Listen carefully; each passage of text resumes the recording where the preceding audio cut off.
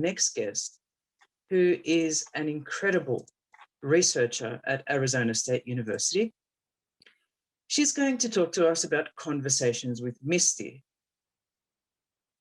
Jordan Miller is part of the NRT, the National Research Training Group of the National Science Foundation, on the study of citizen-centered smart cities and smart living.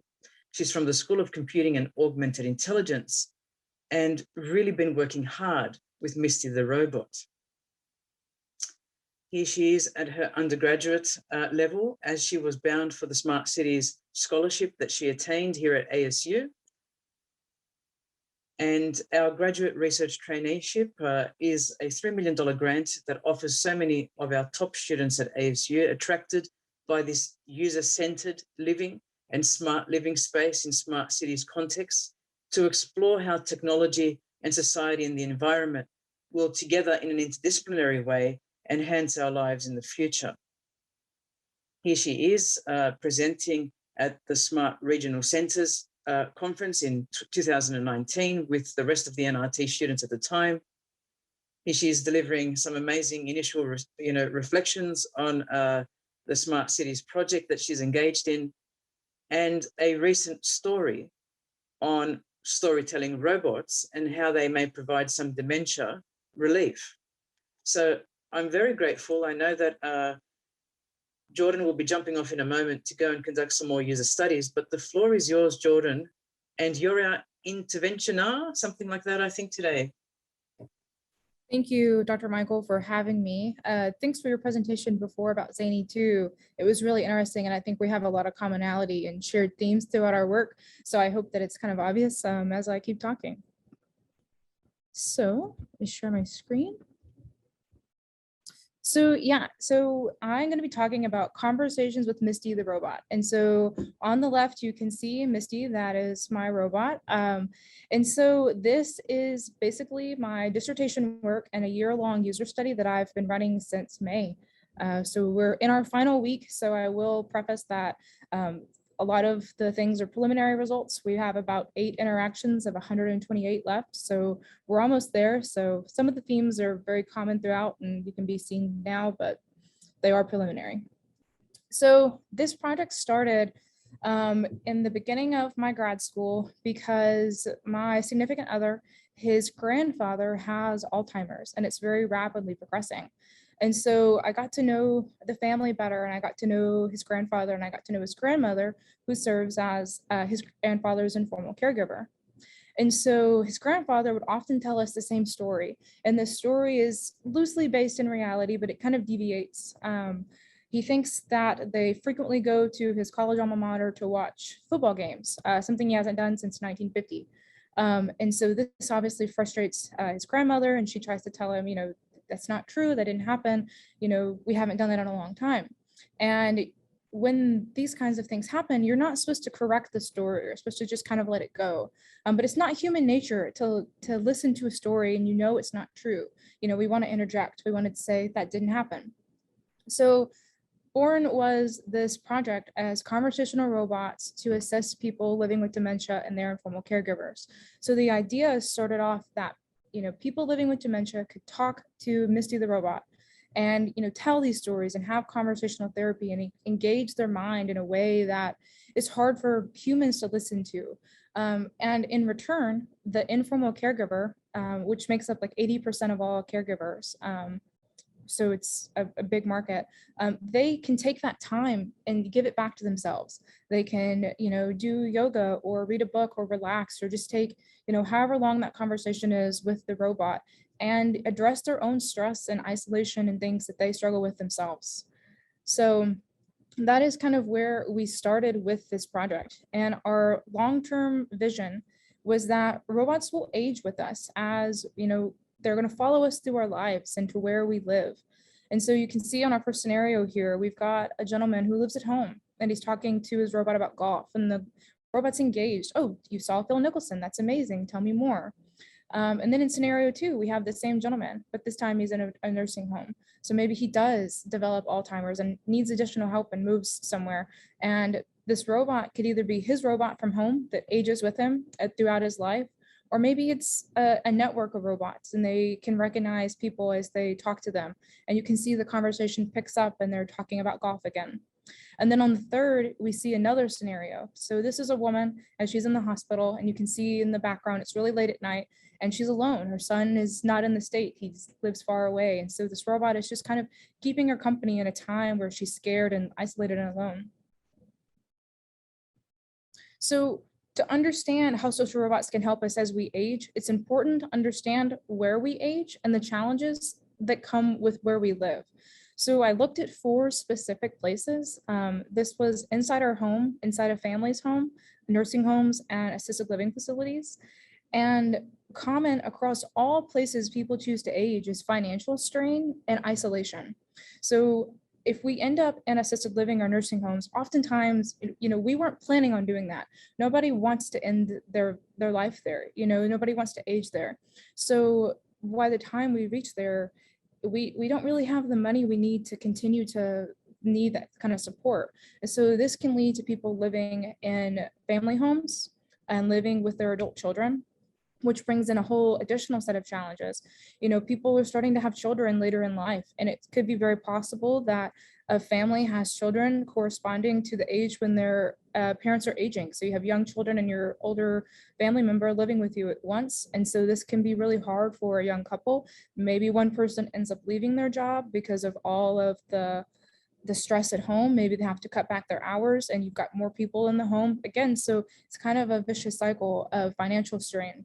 Additionally, isolation, no matter where we live, was found. And even you guys said, we're living in an isolated society across all generations. So it's really prevalent, and it's been compared to smoking and obesity. So something, needs to be done about isolation. So looking at, social robots in the field today, a lot of it is in the dementia space, and not a lot of it is for healthy seniors and, cognitively healthy people.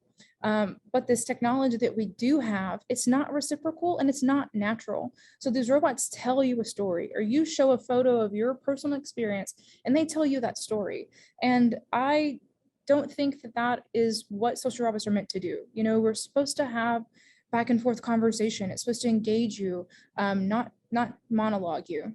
And additionally, like I said, a lot of this technology is not for informal caregivers. So our work is trying to, get at how to make it more natural, how to make it more reciprocal, and develop as people age in healthy seniors all the way to dementia and informal caregivers. So we started with the big question, how do we make it more natural and reciprocal? So due to COVID, we had to take a big step back out of the dementia space due to all of the assisted living facilities being shut down. And we're actually working with the Mirabella here at Arizona State University. And so if you're unfamiliar with the Mirabella, it is kind of a new age retirement community. The idea is that residents get to engage in lifelong learning. So these people are highly educated, they're very active on campus, they can take classes, they are sitting on PhD committees, master's committees, thesis committees, all kinds of things. So these are the people I have engaged in my user study right now. And so we're doing a 2x2 Wizard of Oz to investigate levels of interactivity. And so what the 2x2 means is that we have 4 different personalities that we're looking at. And the Wizard of Oz means that people are interacting with the robot. Unknown to them, I'm controlling the robot behind the scenes. So they don't know this going in, but that's kind of important to notice. And so what's unique about our study is that people are interacting 8 times. So a lot of research in this space, people only interact with the robot once or twice for 15 to 30 minutes. And that doesn't tell you anything about the interaction and how well it went. And so we're trying to look at the longevity of, do people continue to interact with the robot? How do they feel over time? And so we asked people to do this over a course of 4 weeks. And we asked them to give us 30 minutes to an hour. Surprisingly though, most everybody hits within the 45-minute to an hour mark, which I think is remarkable. It's unstructured conversation. I do have a list of prompts provided, like you guys do. So of conversation starters, of things they can tell the robot, so what was a time you were angry or sad or mad, and they share that with Misty. And so after they're interaction with Misty, they do a survey. It's about 18 questions, and it just kind of gauges, how well it went and kind of tracks how people feel over time. Usually going in the first interaction, people are very apprehensive. They're not sure. I don't know about talking to a robot. The robot is not my friend. I'm not comfortable. This is very weird. And then by the 8th interaction, they totally flipped. The robot is their friend. They're more comfortable than talking to their friends. They're amazed at all the things and the applications the technology can do. And so after all of 8 interactions, I sit down with the individual and kind of dive deeper into what went well, what they'd like to see, so we can work on improving this technology in the future. So like I said, we had 4 different personalities. And so I'm going to kind of describe what the personalities were. So in our phase 1, we have a low verbal, low nonverbal. Our phase 2, a low verbal, a high nonverbal. Phase 3, high verbal, low nonverbal. And phase 4, high verbal, high nonverbal. And so what that means, in the low verbal, Misty could only say 3 words or less. So this was kind of interjections in a story. So maybe you're talking about a trip you took to Russia, and maybe they tell a story about how they accidentally danced with the KGB. Oh my gosh, wow, how crazy, things like that. Interjections in the story. Common phrases that Misty said was, wow, how sad, how amazing, that's terrible, thank you for explaining, if somebody taught her something she didn't know. In our high verbal phase, there was no restriction on the words that Misty could say. So she could do anywhere from 1 word to complete sentences. And this was trying to mimic natural conversation. We don't always say complete sentences when we do respond or listen to somebody's story. So I wanted to not have a restriction on what Misty could do in this phase. In our low nonverbal phase, Misty could only nod her head or shake her head no. And so she would nod in response to, if she asked you a question and you answered, she would acknowledge that you answered. She would show you're listening by nodding if you kind of monologued on. Or if somebody asked her a question like, Misty, are you familiar with Arizona State University? She would nod her head yes. Today, somebody asked her, are you familiar what cup of tea means? And she says, no, please teach me. So things like that. In our high nonverbal phase, she had 7 different emotions. So these were affection. She could be sad, confused, angry, amazed, scared, or happy. So all of these had a place where they were used naturally in conversation. If somebody was talking about the death of a loved one, obviously Misty would be sad. If somebody was talking about, I took an amazing vacation for my 50th anniversary, wedding anniversary, she would be happy, she would show affection. You obviously, that memory meant a lot to you, and she would express that. So like I said, my results are still preliminary, but there were some commonalities in all 16 people. Everybody talked about travel. Every single person told Misty a story of somewhere they've been, somewhere they want to go, somewhere they want to go back to. Like I said, their 50th wedding anniversary, different places they've been. Another common one was COVID-19. Everybody in the study has been around 70, give or take, on the upper side.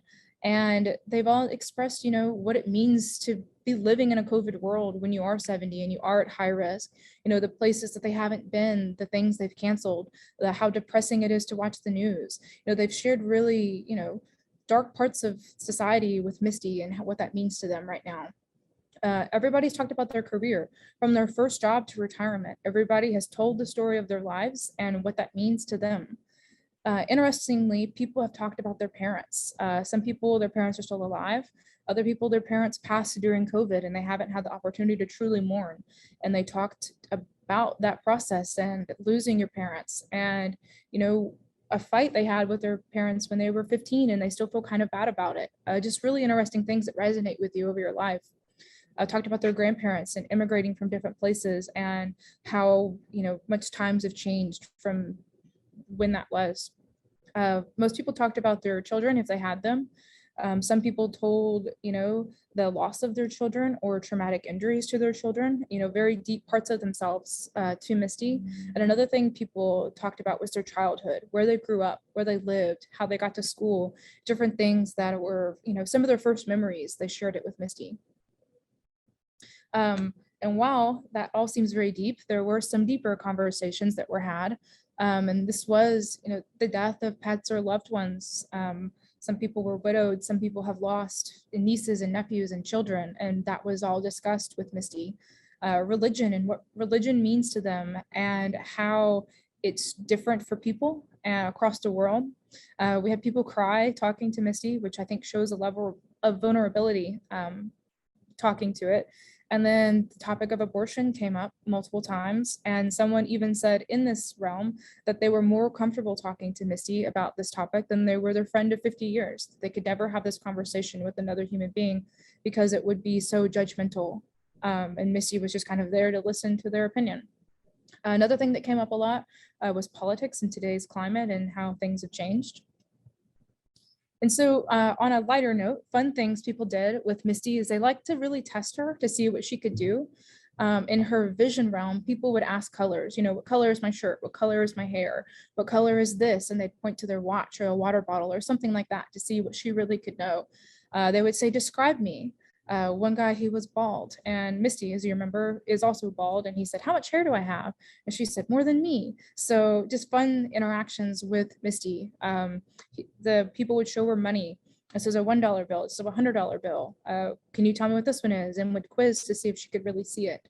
Somebody brought in a tic-tac-toe board and had it numbered 1 through 9 and would say, okay, I'm going to teach you how to play tic-tac-toe. And he went through the steps. And then when she was ready to place her X or O, she would say, I want to place it in 2 or 4, however. And people also would show her photos on their phone of their grandchildren, or there's construction here in Tempe, and they'd show her progress every day. On her cognitive side, people taught her how to play bridge and the different rules and connections people make in bridge. They also read papers to her and asked her to edit. So some people are writing novels, some people are taking classes, like I mentioned. And so they would read a paragraph to her at a time or a sentence to her at a time and ask, you know, what do you think about this sentence? Is it clear? Do you have any questions? People taught her Spanish. People also did trivia with her and asked, you know, different questions about who was the baseball player from 1959, won this game or something like that. So that was just some fun qualitative results. And then from our survey, we've had people agree, you know, everybody thought she was friendly. Everybody was really engaged in the conversation and thought that she was engaged. About half the people ultimately felt that Misty was their friend by the end of the conversation, or end of the 8 sessions. And I think it's also important to note that everybody felt they had meaningful conversation. And so, like I said, these people are not isolated. They're living in a retirement community that's very special and unique, but they all shared parts of themselves. They all, you know, said, you've given me an opportunity to recall things I haven't recalled in a long time. I learned something about myself from talking to you. You've reminded me that I need to reach out to so-and-so. You know, very deeply personal connections that have come through Misty. And another thing that I think is really important is that Misty is not weird or creepy to anybody. You mentioned, you know, kind of the uncanny valley and why you picked Zany the way you did. And we went the same way with Misty. Tried not to get her too human-like, because the idea here is that we're not replacing human interaction. We're trying to augment it when it's not there. You know, not everybody lives near their family, or some people, you know, have told me they've lost their children, they've lost their parents, they've lost their sisters and brothers, and it's just them and their husband. You know, at some point, maybe we don't have anybody left. And so this is meant to augment and not replace. Unexpectedly, all of the personalities have been really favorable. Like I said, this is still preliminary, but it's all been, everybody has seen value in Misty, in all the personalities and all the different phases. One of my early participants, he ended up convincing 3 people to change their mind about social robots and got them to join my study. They went to dinner with his wife and a couple, and they said, social robots, that's weird. Who would talk to a robot? That's not normal. And he ultimately, like I said, got them to sign up, and they all were part of the study. And by the end, they were all suggested future applications for Misty, you know, PTSD or survivors of sexual assault or children of abuse. You know, you may not want to talk to another human being, but you could say your story to a robot who's non-judgmental and won't judge you. And ultimately, everybody was just kind of awestruck at the research, the direction, and where it's going, and how it's all wrapped up. So with that, any questions? Please feel free. Jordan, thank you so much for that comprehensive and amazingly succinct presentation. Jumana, Lisa, Adib, Sama, you're welcome to join in asking any questions of Jordan. Jordan, that was, I mean, incredible and beautiful and so compelling. And you're right, all of the themes run through the same, you know, and it's interesting to me that the different ways in which we've come at tackling the same thing is like, we need to be seen and heard. How do we make that? How do we facilitate more of that in this changing world? I have a question for you that might be a little bit off, but that's, how are you? I mean, being on the other side of, you know, it's, you know, I don't know what training you have. I don't know how much armor you went into this with. I don't know, you know, how are you? It's been really interesting to say the least, especially with the demographic we have. There's been a couple of Vietnam veterans, and people have discussed things that ultimately, you know, were hard to listen to and hard to be on the other side of, which, you know, they don't know it's me, but they did share some things, and it has been hard to listen to. I won't lie to you. But I think that is another important reason of why we should keep moving forward in this space. One of the stories was about, you know, something that happened during the Vietnam War, but clearly he had not spoken about in probably ever.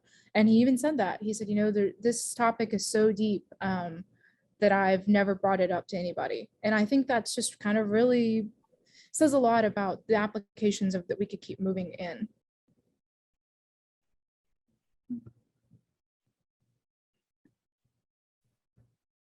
We've got a question there. So we've got a question there from Melissa Waite. Melissa, did you want to unmute?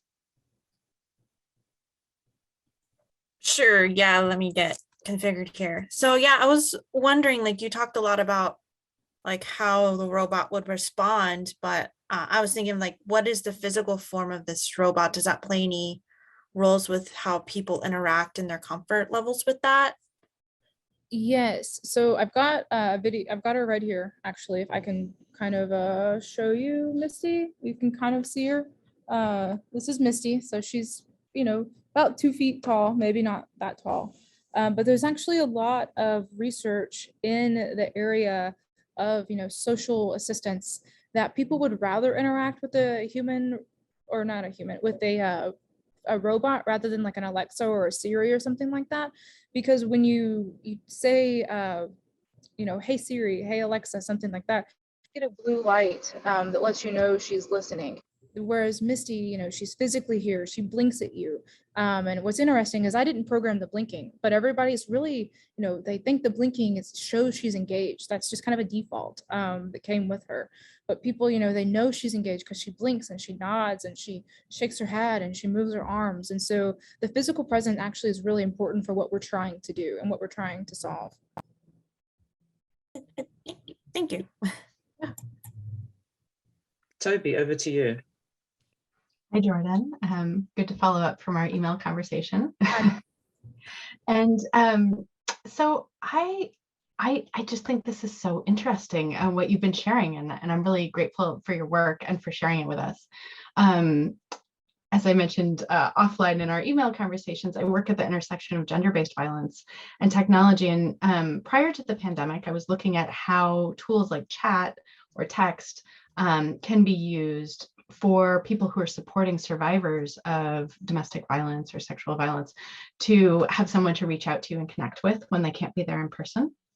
And so I'm actually seeing some parallels here in terms of what you're saying about how people feel more comfortable sharing things that they wouldn't necessarily share with someone that they were face to face with. This has been something that surprised our field, because a lot of people get into the work that I do because they care about people, they want to be face to face in real life with people, right? And they think, oh, you know, technology just gets in the way. But what we've found anecdotally is that people share more about the violence that they've experienced, that they share more detail of it, sometimes more graphic detail than they would. And that seems to parallel some of what you're finding with this.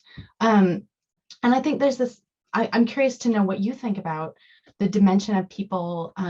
It's sort of like writing in a diary, right? Like maybe reduces some inhibition I also wonder about the dimension of people feeling less judged also because of their identity, right? If I'm queer or I'm Black or I'm like, am I feeling like maybe this other person isn't judging me for all those things and it's really just my humanness and my story that's there? So I don't know if that's come up at all in what you've been looking at, but I'd love to hear your thoughts on that.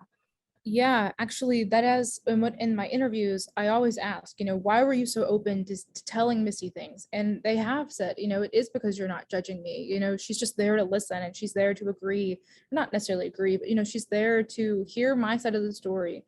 And I think important too is sometimes we as people, they tell us a story and we want to relate, so we tell a story, right? We interject and we say, oh, the same thing happened to me. But not necessarily what you need at the moment. You need to tell your side and get it off your chest. And so Misty gives people an opportunity to do that. We are hoping to get into the dementia space in the spring. We haven't got there quite yet due to COVID and all the restrictions. Everything's kind of getting better, here in Tempe. So can't quite touch on that yet, but that's future work that I'm working on.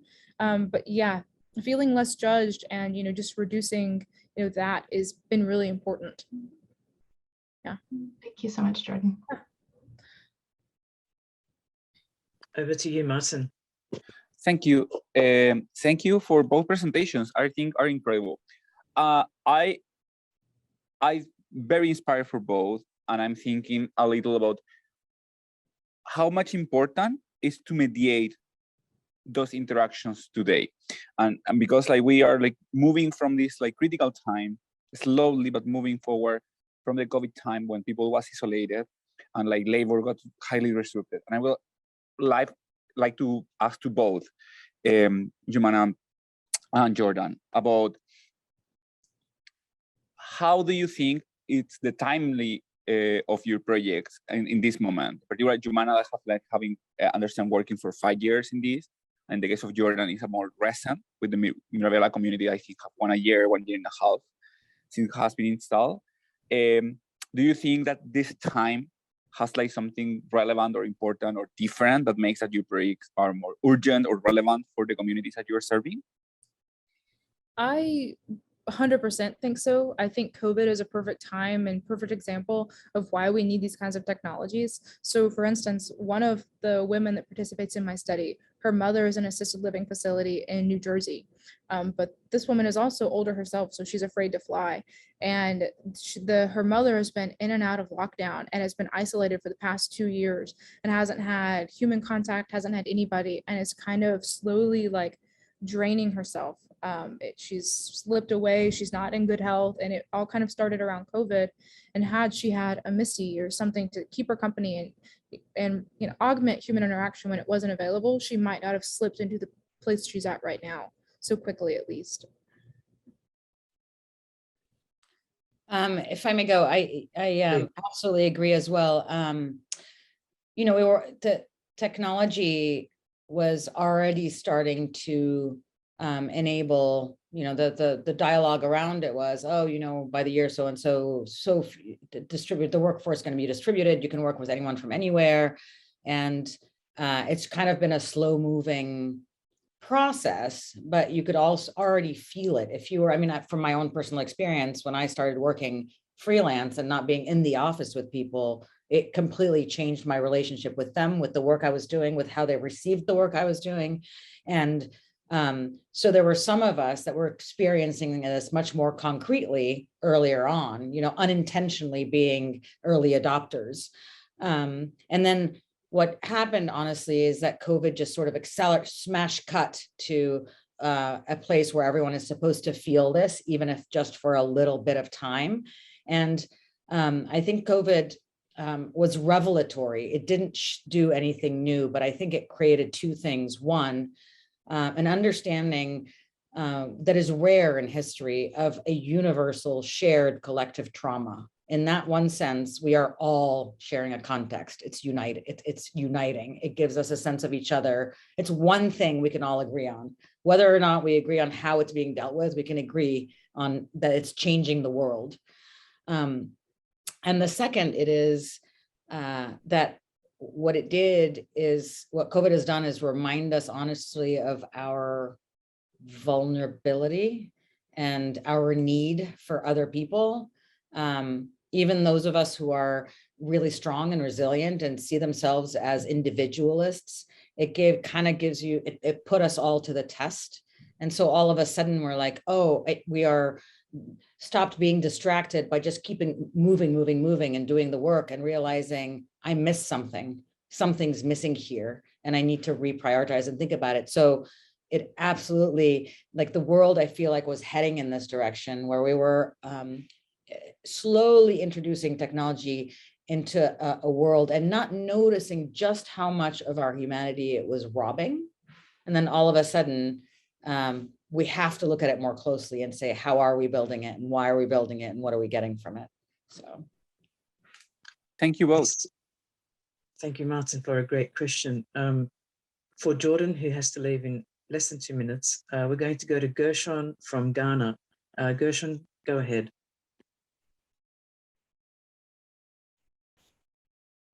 Gershon, we can't hear you, my friend.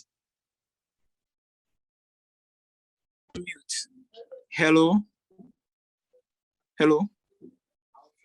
Hello, Prof. Can you hear me? Yes, we can. Yeah, so thank you very much for the opportunity. And I would also like to appreciate Jordan and Jumana for such an incredible presentation. This presentation is timely in the sense that Jumana made mention of the fact that connectivity is not connection. And that these technologies, these inventions have been made so that people will have that deeper conversation. We try to have conversation where there will be mutual trust and that they are not being judged. I want to know from both, don't they think that too much, depending on this kind of technologies for too much, will lead to situations where sometimes these technologies could advise people to engage in, let's say, negativities, because people would depend on these technologies to the extent that they become addicted or something like that. And that there will be instances that this technology could also advise people to engage in certain negativities, which human beings would not advise people to do. Don't you think there could be instances like this? Thank you. Yeah, I will answer that first because my research study is coming up soon. But I do very much agree with you. I do think there is a fine line where we go from technology intending to help and technology being hurtful. For instance, in the dementia space, I can see a scenario where an older adult is living with dementia or Alzheimer's and their family member thinks, oh, okay, well, I never have to interact with them again. They can just interact with Misty all the time. And I don't know what it looks like to set up precautions and barriers, to prevent these kinds of things from happening. But I 100% agree that they should exist and they should, be in conversations now. We need to be having interdisciplinary conversations with, healthcare professionals, therapists, the caregivers themselves, the people themselves, to how do we prevent this? How do we prevent it from exploiting people long term? So I agree with you.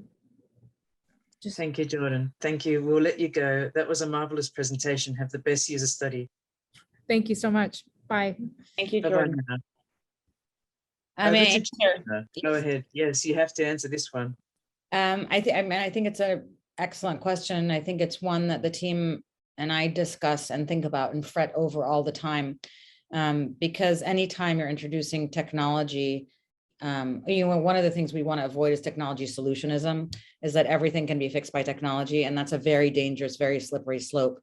And so our perspective is, how do you introduce technology in a way that is respectful of human dignity and integrity, and at the same time addresses a specific issue, and only that issue. So it's not designed to do multiple things. So I'll say a couple of things. One of the ways in which we kind of manage that with Zany is that it is meant to be a group activity. So it's meant to be on a small scale. It's not meant to be an individual thing where it's just you and a robot or you and a bot on an ongoing basis.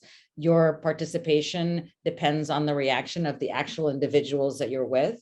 the technology itself is meant to disappear. Ultimately, it's like, will that, will Melissa respond to me? If she doesn't respond, the conversation ends, so it's not, we're not building in technology that it itself is addictive. Our engagement measures are not how often do you use Zany, it's how often does this group of people actually connect and communicate with each other. So that's one thing. The second thing is we don't have, which I think is a brilliant question around negativity or advice giving.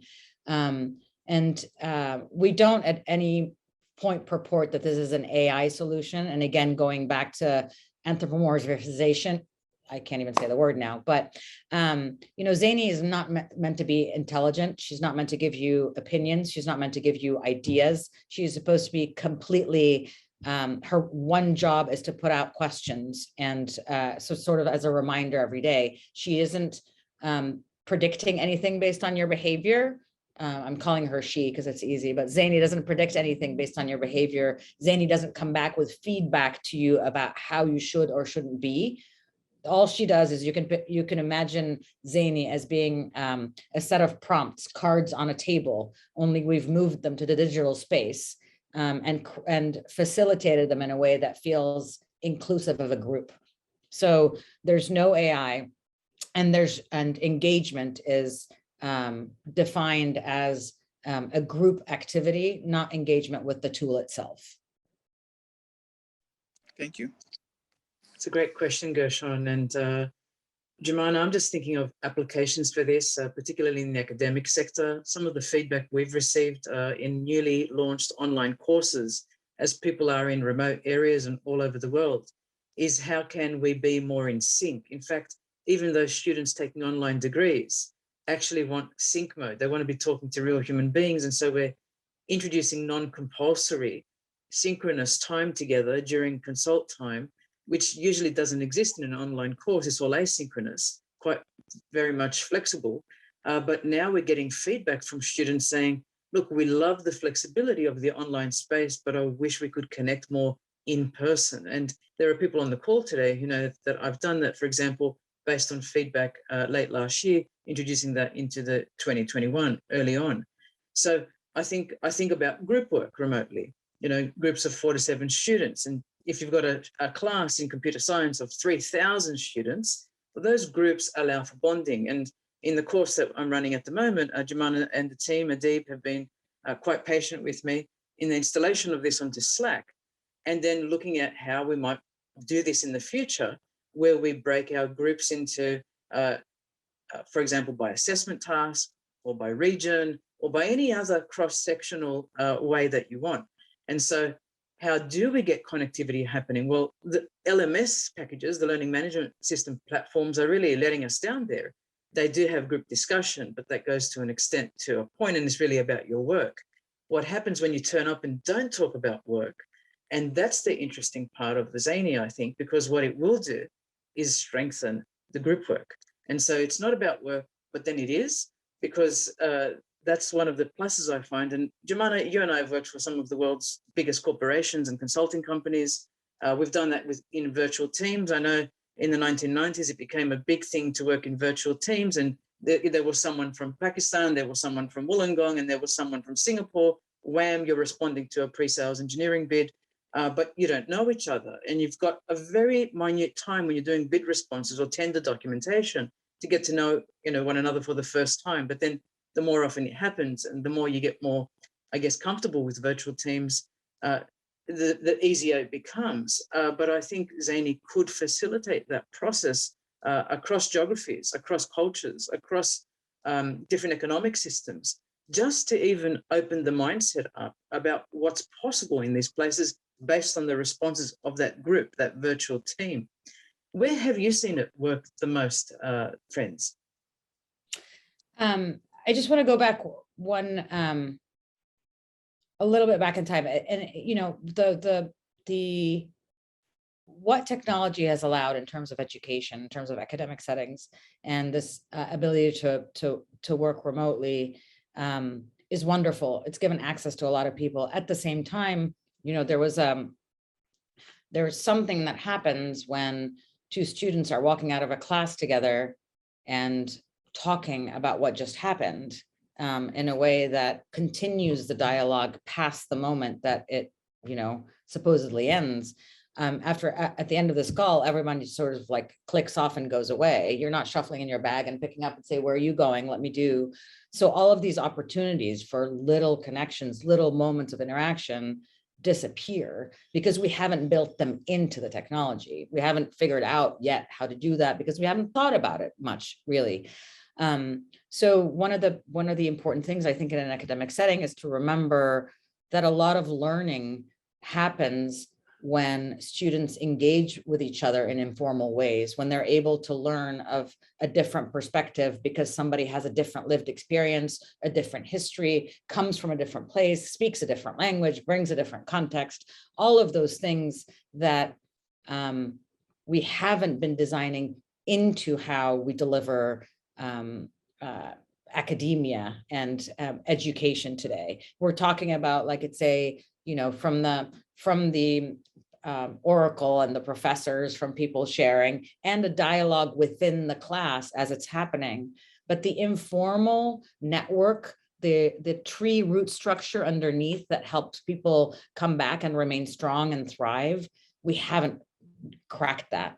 And I think that that's a really important thing to think about, is when you're wanting people to learn, you want them to learn from multiple perspectives at the same time and multiple people at the same time. And part of that process of learning comes from your peers. It comes from them because you can compare how you are relative to where they are. It can open your eyes to a different way of seeing things. One of the ways Zany operates in this case, I know you mentioned the importance of synchronous connection, but given that not everyone can be up at the same time, and some people are sacrificing, I know, it's very early or very late for people to be on calls all the time, and it takes a different kind of energy and mental space. Zany believes that actually leveraging asynchronicity is great, because it gives you an opportunity to have a voice, to share a perspective when you're ready for it, when you're up and showered and ready, not when somebody says you're supposed to be up to come to the meeting. Leveraging some parts bringing some parts of technology to say, like, how can we create an environment? How can we replicate it? We're not going to replicate in the real world. It might be, we all have to be there all at the same time. But the benefit of this virtual world is that we're not. So how do we take advantage of that? How do we take advantage of this idea that we can all be together, even at different times? It's the feeling that you get. So I just wanted to make sure that I covered that. Where it works and you mentioned this, it isn't something that you say you introduce at scale. It works on project teams where you have to trust each other, where you have built in a reliance on each other. If it's a factory line, then it doesn't matter. You're just moving one thing over to another, and the responsibility just shifts. But when you're expected to have, when there are dependencies, when perspectives are important, when points of view are important, when you value innovation, when creativity is important. I mean, one of the worst things for creativity is this loneliness, this isolation that we're feeling. And so in environments that demand innovation, ideation, creativity, collaboration, it's imperative to have a facilitation of informal conversation. That's so beautifully said. The human-to-human contact to me is mysterious. It's spontaneous. And Lisa and I covered that in our podcast over a year ago now. It was a beautiful conversation. The mystery of the Zany team is so special. And I know when a product is built by special people, it's not about selling, it's about giving and sharing and receiving. And one thing that has motivated me over the last year and a half, while I have been up at 2 o'clock in the morning, is that possibility that Germano Bugazella might call me at 3 a.m. or 4 a.m. to check up on me. And I might get to communicate via email with the great Lisa Mendel, and then get some tech support from Adib Abugazela, who's not related to Jumana, by the way, to actually get Slack and Zany going on Slack. ASU loves a lot of the collaborative tools. In fact, they throw everything at us and we throw everything at our students.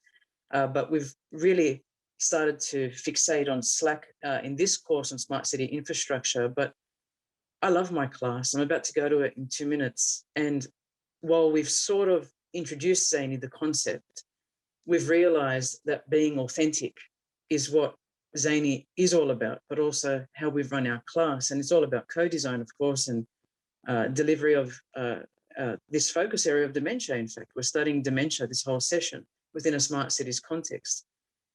But I just want to reiterate why human-to-human contact is important. It's that feeling when you wake up in the morning and you want to jump out of bed because you know that what awaits you is not so much your work. That's really important, but the people who are at your workplace. And there's no greater feeling than that. And Jumana, you have been that person for me. Lisa, you've been that person for me. And Adib, I've gotten to know you more recently. But I can't wait to see this be deployed in some of the world's largest organizations, where I think this has not been more important. And you built it before COVID, right? You conceived this before it became sort of a bigger thing, a bigger deal. I can't wait for it to see it be deployed and for more humans to be in connection with each other, socializing, and seeing productivity skyrocket and positivity. I go to you, Gershon. I think you're right about the bot interaction. It can almost go in circles and reiterate negativity, but humans, when they get together, there's a spark, and that spark happened today. So I thank everyone for their patience. I thank Jumana, Lisa, Adib, Sam, and one other person. Tarek, yes, thank you. And to everyone who's come, Martin, Gershon, Toby, and of course the host of other people, Jordan, who just went off. What a session. Thank you. What a colloquium. Have a great day, everyone, and a great week. Thank you so much. You too. Bye. Thank you. Bye, friends.